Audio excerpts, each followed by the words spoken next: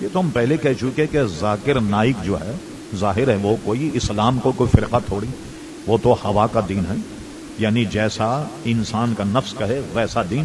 یہ اس کے آپ سارے لیکچر سن لیں، آپ کتنی آزادی اس کے ذہن میں.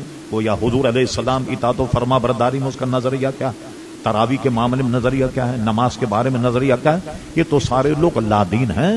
ان سب سے یہ ہوا ذاکر نائک اور وہ کیا نام ہے جناب غامدی وغیرہ، یہ سارے گمراہ فرقے کے لوگ ہیں، ان سے بچا جائے. صرف میں ایک آیت کوٹ کر کے آپ کو بتاتا ہوں.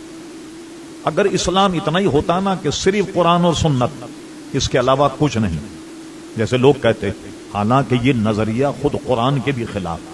اطیع اللہ اطیع الرسول و اولی الامر منکم، اطاعت کرو اللہ کی، اس کے رسول کی، اور اولی الامر منکم، جو تم میں صاحب امر ہیں. تو صاحب امر کون ہے؟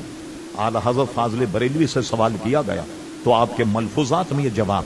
اعلی حضرت نے فرمایا اس دور میں چونکہ امیر المومنین نہیں، اسلامی بادشاہ نہیں، اول الامر سے مراد علماء حقانین ہے کہ اللہ کی اطاعت کرو، اس کے رسول کی کرو. اولی الامر منکم، جو تمہارے زمانے کے حقانی علماء ہیں ان کی اطاعت کرو. اب قرآن کی آیت بھی سن لی، فرما اہدنا الصراط المستقیم. اعلیٰ حضرت ترجمہ یہ کیا، دکھا ہمیں سیدھا راستہ نہیں بلکہ اللہ نے ہمیں الحمدللہ سیدھا راستہ عطا فرمایا. ترجمہ یہ کیا، چلا ہمیں سیدھا راستہ. کیا مطلب ہوا کہ اللہ تعالیٰ اپنے کرم سے تو نے سیدھا راستہ تو عطا فرما دیا، اب اس میں ہمیشگی عطا فرما، ہمیشہ اس راستے پر چلا.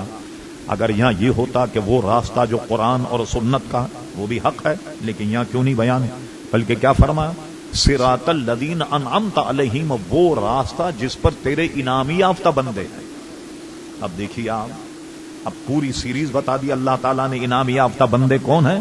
امام اعظم ہے، حضرت غوث اعظم ہے، حضرت سرکار نقشبند ہیں، سرکار سہروردی ہیں، خواجہ غریب نواز ہیں، داتا گنج علی حجویری.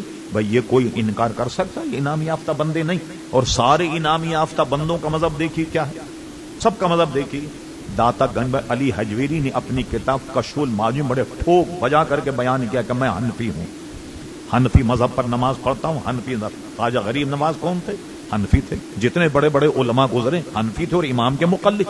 حضور غوث اعظم غیر مقلد نہیں، حضور غوث اعظم امام احمد ابن حنبل کے مقلد تھے. تو غیر مقلد تو ان میں کون نہیں، کوئی بھی نہیں تھا. تو اب کیا فرمایا کہ ان بندوں کا راستہ جس پر تو نے انعام کیا.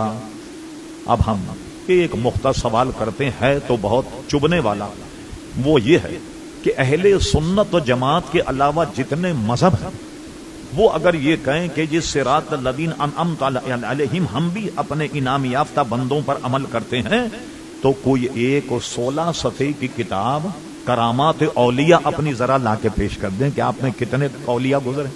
لائیے ذرا کوئی 16 صفحے کی کتاب ہی دکھا دیں جو آپ کے علماء کی کرامات اولیاء لکھی ہوئی ہو. اور ہمارے اولیاء کی کتابیں تو آپ پڑھتے پڑھتے تھک جائیں گے، زندگی ختم ہو جائے گی، کتابیں ختم نہیں ہوں. اتنی کتابیں الحمدللہ اللہ کے نیک بندوں سے متعلق. اس لیے اعلیٰ حضرت نے اس کا ترجمہ بہت شاندار کیا. فرما تیرے غلاموں کا نقش قدم ہے راہ خدا. وہ راہ خدا ہے کیا؟ صراط مستقیم ہے کیا؟ فرما تیرے غلاموں کا نقش قدم ہے راہ خدا. وہ کیا بہک سکے جو یہ سراغ لے کے چلے. یہ راز جس کو معلوم ہو جائے وہ کبھی آدمی گمراہ نہیں ہوگا جو بزرگوں سے وابستہ رہے اور بزرگوں کے نقش قدم پر عمل کرے. یہ سارے گمراہ فرقے ان سے ہم کو بچنا. لوگ کہتے ہیں عموماً ارے مولانا یار کی یاری سے کام، یار کی کرنی سے کام، ہم تو خالی سنتے ہیں. تو کیا ہوا؟ تو بھائی یہ جتنے بے دین بنے یہ سن کے ہی بنے نا. یہ ان کی صحبت میں تو بنے یا نہیں بنے؟ ان کے پاس بیٹھے، ان کی گفتگو سنیں، ان کے لیکچر سنیں، ان کے درس سنیں تو اپنے مذہب سے برگشتہ ہوگا. تو یہ کیسے بنے؟ کوئی یہ آسمان سے مرزا غلام احمد قادیانی آسمان سے امت کو لے کے آئے، مسٹر پرویز کے آسمان سے لے کر کے آئے، یا اہل حدیث کے آسمان سے نازل ہوئے. ہمارے آپ جیسے لوگ ان کی صحبت میں بیٹھے تو کیا ہوا؟ نہ ادھر کے رہے نہ ادھر کے رہے. مولانا روم نے فرمایا وہی حال ایسے لوگوں کا ہو گیا.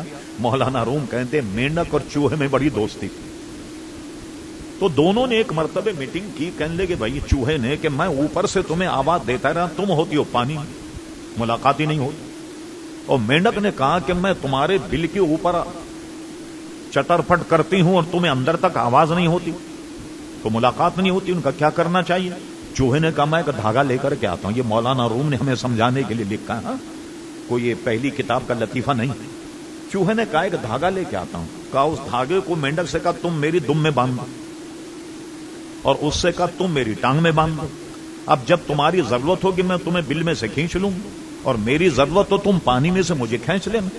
مولانا روم کہتے ہیں یہ دونوں مذاکرات کرے, چوہا پھدک پھدک کر گفتگو کر رہا تھا, اوپر سے چیل نے دیکھا کوئی شکار. اب چیل نے شکار تو کیا چوہے کا, اب چوہوں کو لے کر جب اڑی تو مینڈک اس کے دم میں بندھا ہوا تھا. تو نہ زمین میں نہ آسمان میں نہ خدا ہی ملا, نہ وصال صنم, نہ ادھر کے رہے نہ ادھر کے رہے.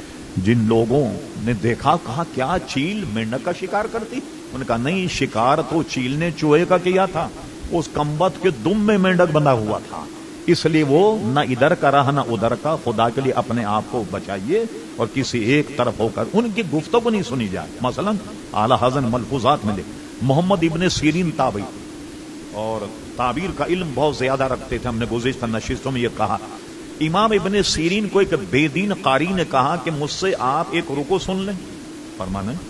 کہا چلیے ایک دو آیتیں مجھ سے سن لیں قرآن مجید. فرمایا نہیں, میں تم سے نہیں سنوں گا.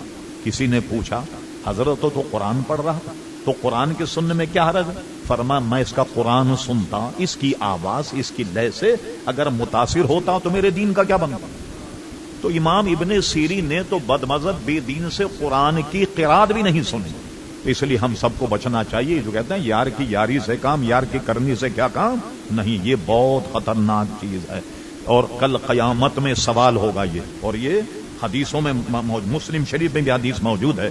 رب کریم فرمائے گا کہ تم نے کبھی میرے خاطر کسی سے محبت کی؟ آج تو محبت کرتے ہیں نا دولت کی, پیسے کی, اس کی محبت ہے نا آج کل. آپ کسی سے محبت یہ کریں کہ یہ ہمارا سنی بھائی, یہ دیندار آدمی, اس سے محبت کریں, یہ محبت کل قیامت میں کام آئے. اور کسی سے دشمنی اس لیے کریں کہ آپ کو چہرہ اس کا پسند نہیں, یا کچھ آپ کو اس نے نقصان پہنچا دیا دنیاوی, تو اس سے نہیں. بلوایا کہ کسی سے محبت رکھو تو اللہ اس کے رسول, کسی سے بغض رکھو تو اللہ اس کے رسول کے لیے. کل پوچھا جائے گا کہ تم نے اللہ اس کے رسول کی خاطر کسی سے محبت کی؟ اگر محبت کی تو اس کی جزا ملے گی. اور یہ بھی پوچھا جائے گا اللہ اس کے رسول کسی سے بغض رکھا تم نے یا نہیں, یہ اپنے سینے سے لگایا. تو اگر تم نے بغض نہیں رکھا تو کل اس کی بھی آپ کو باس پرس ہوگی. اس لیے ایسے لوگوں کی صحبت میں بیٹھنے سے, ایسے لوگوں کے لیکچر سے تمام مسلمانوں کو پرہیز کرنا چاہیے.